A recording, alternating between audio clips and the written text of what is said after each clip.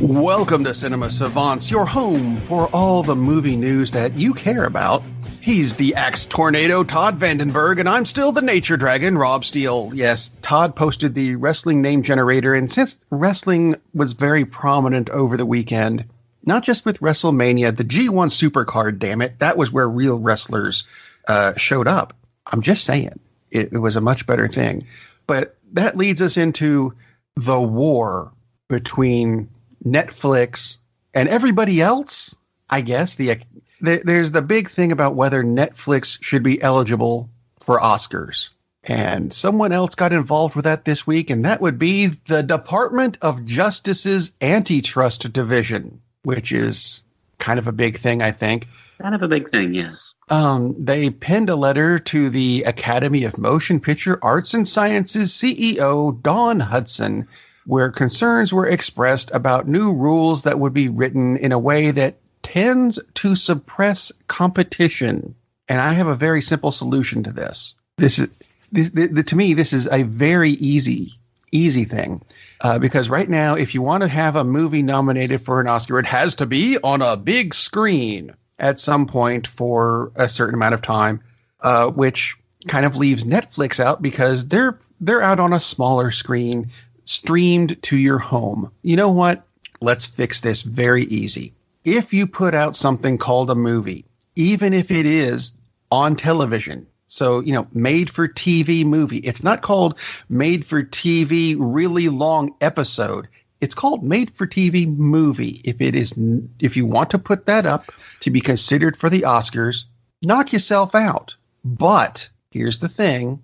If you want your movie to be nominated for an Oscar from TV, it will become instantly ineligible to be nominated for an Emmy. Which would make sense, and that's an excellent solution. And is it too simple?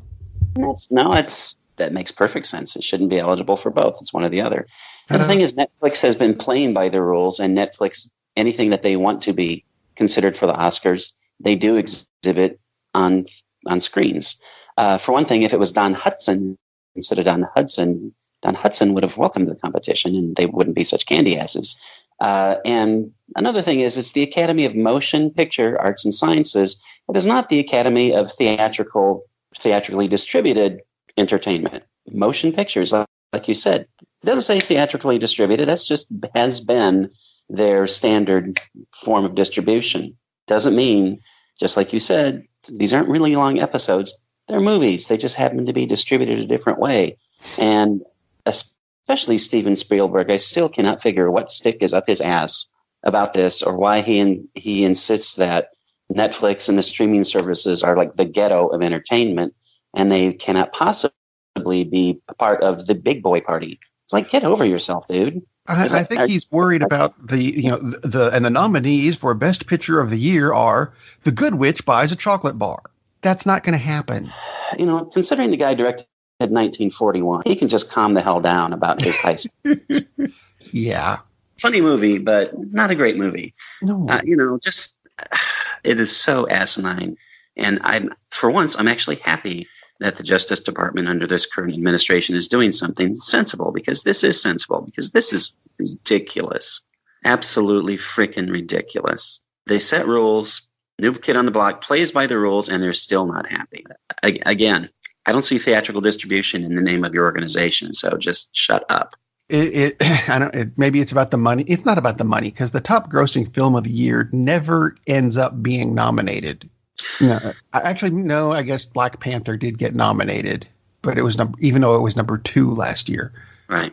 But usually, which leads us to the box office and the latest in the series of live action remakes of old Disney movies, where Dumbo didn't exactly fly the way they wanted it to. No. And I think we figured out why.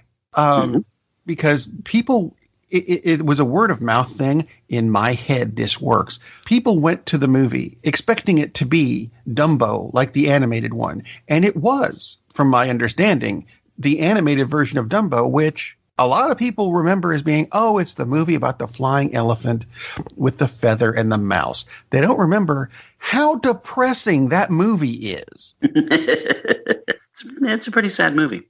Dumbo is a victim of just about every kind of abuse. Yep. They didn't show the sexual. I'm sure it was there somewhere, which I'm just glad they didn't show, because I don't know what kind of sexual abuse you can give an elephant. Not the point. So to speak. Yeah, flopped. So, I don't know. I, for one, hope this is the first of the death throes of the let's remake every possible movie in the Disney canon so we can make more money. If there's a reason to do it other than to make more money, awesome. But it's just a cash grab. You and I both talked about the trailers, and hopefully I never see this new version of Dumbo, because it looked awful in the trailers. It looks like nothing more than, oh, there's a bunch of kids, and the parents fondly remember the images that made them happy, as opposed to the storyline, which was really sad for the most part. So we'll remake this in just the most hodgepodge, slapdash, ridiculous way possible. Let's get some name actors in there so they'll think, oh my gosh, it's got Danny DeVito. And Tim Burton. And, it's just, no. Stop this crap. Make something new and interesting instead of remaking. It's really frustrating. And I hope whoever greenlighted this project got shown the door, because, geez, just quit with this crap. Well, that's not the last of the remakes, because, they need the money. No, they don't. Yeah. We need the money, but that's something completely different. Paramount held their CinemaCon in Las Vegas earlier this week, where they showed footage of the forthcoming Terminator movie, a sequel. A movie called Gemini Man, which is young Will Smith versus old Will Smith as assassins. Which, didn't they do this only with Bruce Willis and Gordon? Where do we put the hyphen Levitt Jr.? What? I only remember two of his names at a time. Yes, they have done this movie before. But anyway, a couple other things they've put out. Footage of a new G.I. Joe movie. I'm sorry, they're filming a new one? Really? And Coming to America 2 has footage. Which is impressive. Snuck it in. Anyway, yes. Since they've been talking about that for next to forever. Yeah, well, since the first one came out in, what was it? Back in 1326, that movie came out. It feels like it was that long ago. It does indeed.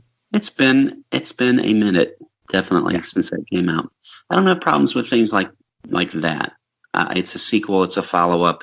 And in a lot of cases, it can be interesting to see, where are these characters now? We talked about it months ago when we were talking about Silverado. It was like, that would be cool. Let's see where they are now. To me, that's not a cash grab. That's a continuation of an interesting story. But, I don't know. Kind of, it's a thing. Whatever. If that's what you want to do, go right ahead. You're the one with the money on it. Then there's I guess it's a trailer we can talk about. The Joker trailer, which was very popular, but I don't know. Does it look good? Because to me, it kind of looked like the depressing kind of biopic that I would try to avoid. It looks good. It looks interesting. It looks like a return to dark, gritty, but it fits. Obviously, I would think if it fits any character, it would fit the Joker. And because it's Joaquin Phoenix, it's like, I'm totally. Since they've decided that we're going to have like a standalone and actually worry about, is this picture good, as opposed to, does this picture set up the next picture, which will suck also. Yeah. I'm more on board with DC. So I like the casting. I like what we've seen so far. It doesn't really tell us much, but again, that's fine. It's just a little tease. That's cool. So far, so good for me, because it's Joaquin Phoenix. And I'm not saying it's not going to be a good movie. It's just, for me, I'm probably going to wait until that hits the home at some point. I don't like coming out of theaters going, but it was supposed to be happy. I'm not into that. It's not my thing. I'll wait for Birds of Prey. How's that? That movie is coming and has probably the worst quote I can think of to get anyone interested in seeing it. It came from director Kathy Yan, and no, I'm not being sexist. I'm just saying maybe you should think your quotes out. Because her quote about Birds of Prey, the all-female character Gotham movie, her quote is, "This is not Batman's Gotham. Our Gotham is so much scrappier," which immediately in my head means it has a small body, an enormous head, and is just going to annoy the crap out of everyone. Well, thankfully, I didn't go that route, but now I almost can't not go that route. Yeah, I'm sorry. I've screwed it up for everybody. If that character is brought back into my head, damn it, everyone's coming with me. I'm kind of in the mindset that I don't want to see a scrappy comic book movie, regardless of who the hell is in it, regardless of who you're comparing it to. That doesn't really sound that interesting at all. It sounds like lame. I mean, I like you've got a good cast to it. Yeah. But I assume she means like street level. I'm not quite sure what she means by scrappy, because that doesn't conjure up anything entertaining. No. Scrappy is the 180-pound jobber who goes up against King Kong Bundy. I don't want to see that movie. What? A wrestling reference? Not in this show. Never on this show. Oh, Lord. Well, Axe Tornado. What do you think about this? Because this also came out of DC this week. Now, we already mentioned that Idris Elba was taking over for Will Smith in the Suicide Squad movie. Indeed. Except they announced that Idris Elba is not playing Deadshot, who Will Smith played in the first one, leading to lots of speculation. Okay, so who the hell is he playing then? And they won't say yet. There are a lot of possibilities. There are, but I'm like, I wouldn't mind seeing him as Deathstroke, but they keep saying that Joe Magilla Gorilla or whatever is supposed to be playing him. Exactly. And actually already did at the end of Justice League, but who knows? It's not like they're averse to casting changes. So Could be. Absolutely could be. Wow. I don't know. No clue who's going to be. And as long as it's Idris Elba and James Gunn, I'm cool with it. I mean, he could play Scrappy McNoodle if he wants to, and I would still go watch it. They also announced that Jai Courtney is coming back as Captain Boomerang. And a lot of people said, oh, I guess, there was a quote from Jai Courtney that said, yeah, I guess I'm going to be doing it. No one's actually talked to me yet. And one of the comments under that was, it's because no one else is interested in hiring you. Just take off your shirt and take the job. So rude. Okay. So rude. Although it's interesting that it's been announced that he's returning, and apparently it was not announced to him. Nobody told me. Really? Jeez. I remember many years ago I can't remember which one of the X-Men movies it was, where they announced that Beast was going to be played by The Rock, which could have been interesting, but Dwayne Johnson replied, I'm sorry, I'm doing what? And that was the extent of his comments on it. And you kind of go, oh, okay. But speaking of things that happened a long time ago, and I'm going to be doing something on this at some point. Yes. The live-action version of Akira is allegedly going to start filming soon, except there are changes. For example, it's not going to take place in Neo-Tokyo, because that would make sense, because that's where the books took place. It's going to be in New Manhattan, and yet shot in California. You know what? That's fine. And actually, I almost have a thing against the anime version now, because I got the graphic novels that this was based on, and I've started reading them. And no, I haven't finished it. It's about 3,000 pages. Is that all? But Rob, it's a comic book. It's 3,000 pages. I'm reading it as I can. And it is so very different to the anime that we've got now, which kind of puts it in that X-Men category of, did you guys read the story? But Katsuhiro Otomo, who created it in the first place, is the one who wrote the script and said, look, if we're going to knock it down to an hour and a half, 2-hour movie, right, I'm going to throw these essentials in. And that's how we're going to do it. And that I don't have as much of a problem with. But this live action movie, even if it is a 3-hour movie, you're not going to be. That's 1,000 pages an hour. No, Exactly. it's not going to fit. Right. Scripts are basically a page a minute. Make it an HBO series. Yeah, you're not going to get a 50-hour movie done. So you're going to miss a lot of those 3,000 pages. You just have to deal with it. But I think making it an HBO miniseries or something, and actually get it in, because the story I've read so far is, and I really liked the movie, no matter how creepy it got. The books are much better. So that is creepy. After this, Rob will read Lone Wolf and Cub. No, and we'll hear from Rob in 2027 when he's done. Oh God, no! I'm good. Thanks. No, this is. So anyway, it takes place in New York. They're filming in California, which leads to the next bit, which I do not understand.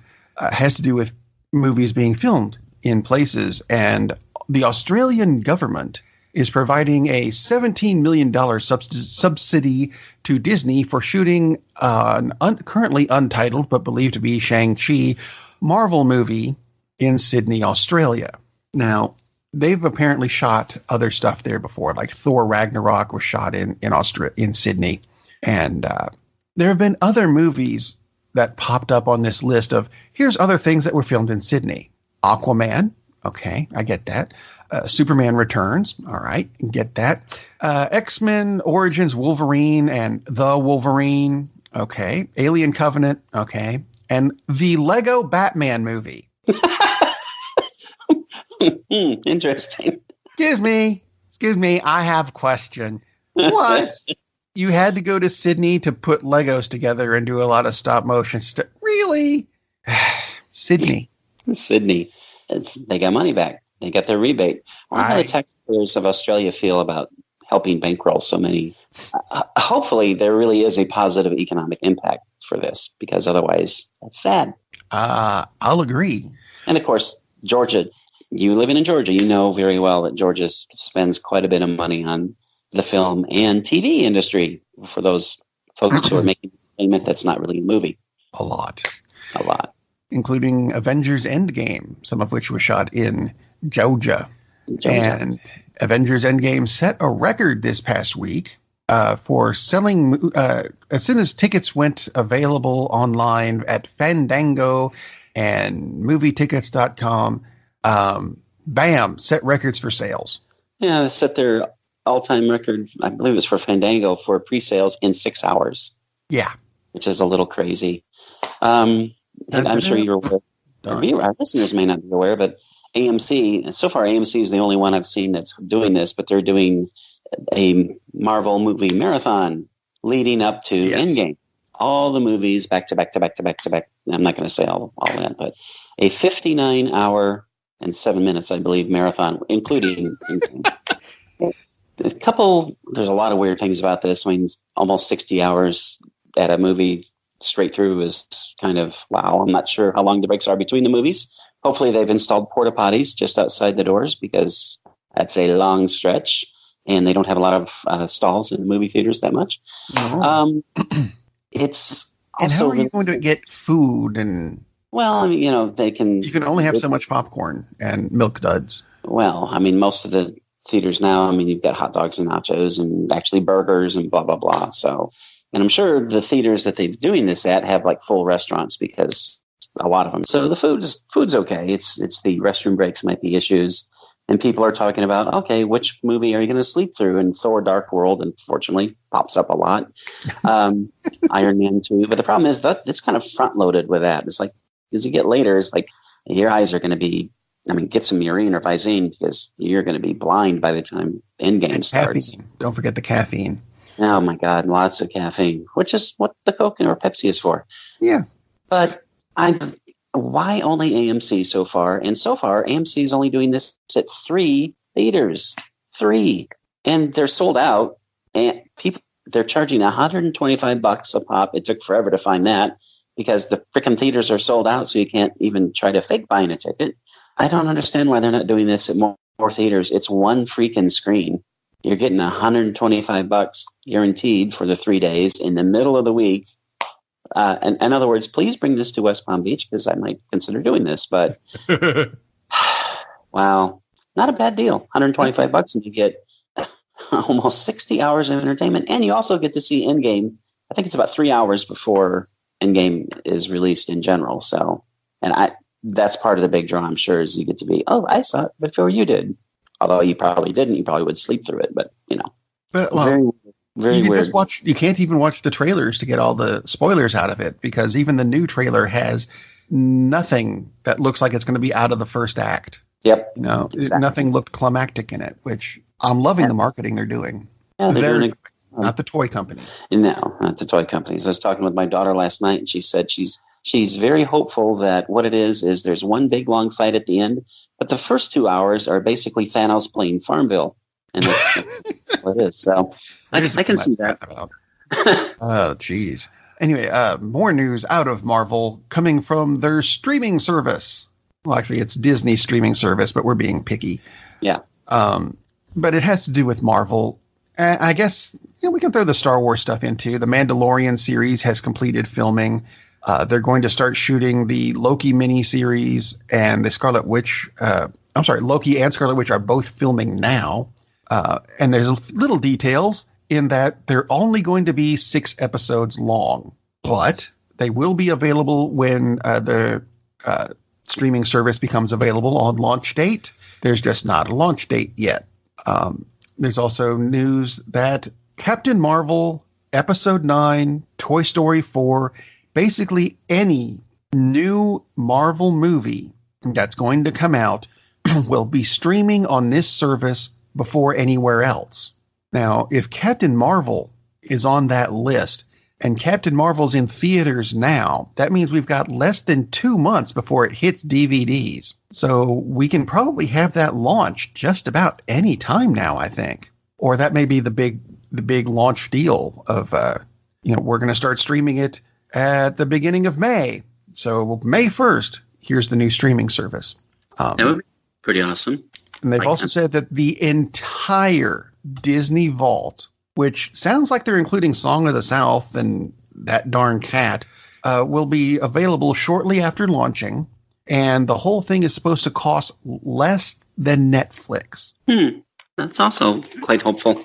Which, yeah. Especially since Netflix is going up again a little bit. So that would be quite lovely. Okay. Time to cut 2 more Starbucks coffees out of the budget every month. Oh, darn. Let's see. What was the other thing that came out this week? Parrot Analytics.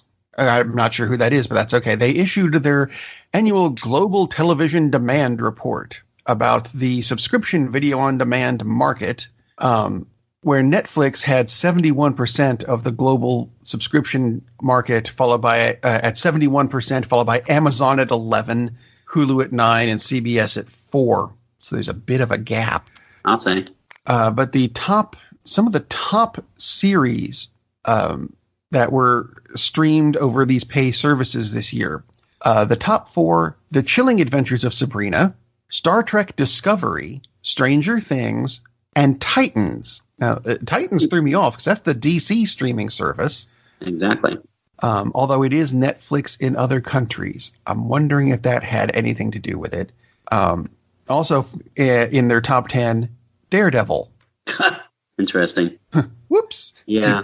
We canceled a really well-doing show. Oh, dear. Silly us. Again, really weird because they know it was doing really well. I just don't understand some of their decisions. Then again, I'm not making money. How many hands over how many fists? So. Yeah. Too many of all of the above. So, they're not exactly looking like they're going to bring Daredevil back anytime soon. However, MTV, something I don't like to even think about very much these days, is remaking an early 80s BBC sitcom called The Young Ones. I don't know. Do you remember The Young Ones? Oh, yes. Yes, I do remember The Young Ones. Oh. It was such a bizarre show. To me, a lot of the time they would take a joke, latch onto it, do really good with it, and then keep going a little bit. And I'm like, no, you stop about 5 minutes ago with that and go on to something else. But it still had some really really funny stuff in it. Except this time it's going to be the same premise, except it's all going to be American actors faking British accents, which immediately sounds, well, I'm sorry. There's one Irish guy, Jack Gleeson, who's playing Vivian, a Canadian named Keir Gilchrist, who's probably going to be playing Rick. Joe Keery from Stranger Things is likely to be Neil, and Mike, and I don't get this one, Timothy Chalamet. Really?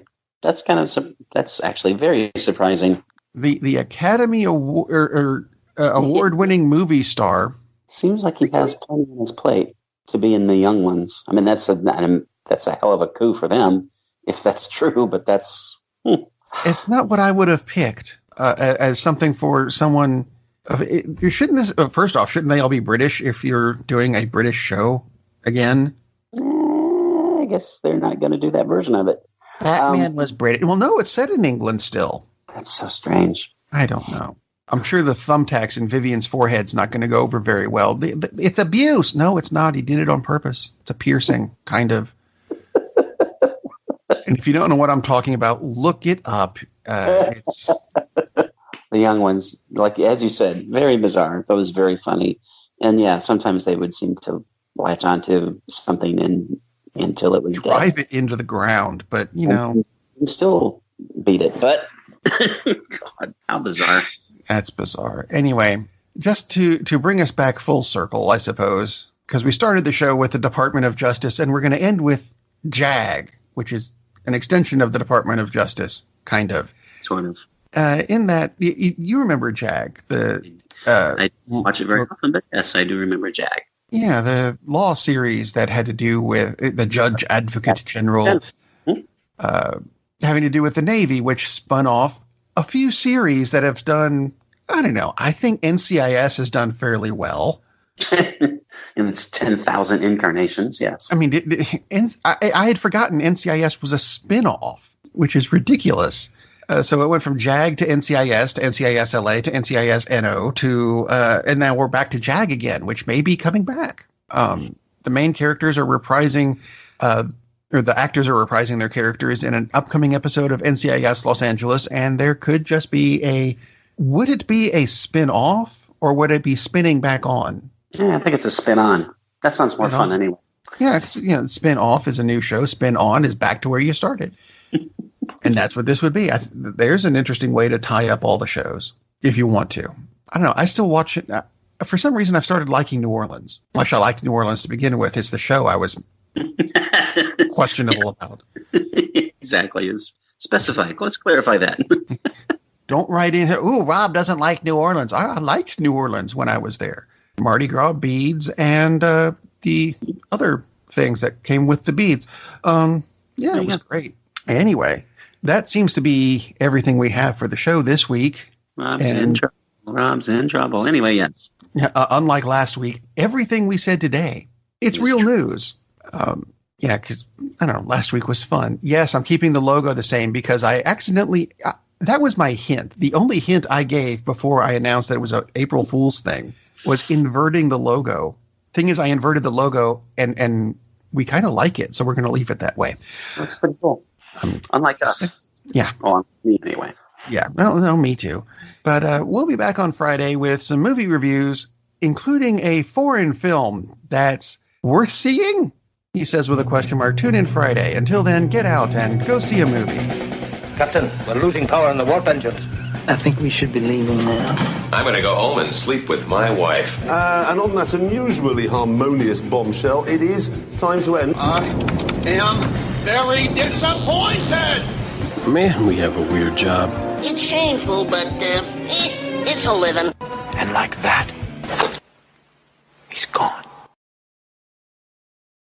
Hey, who turned out the lights?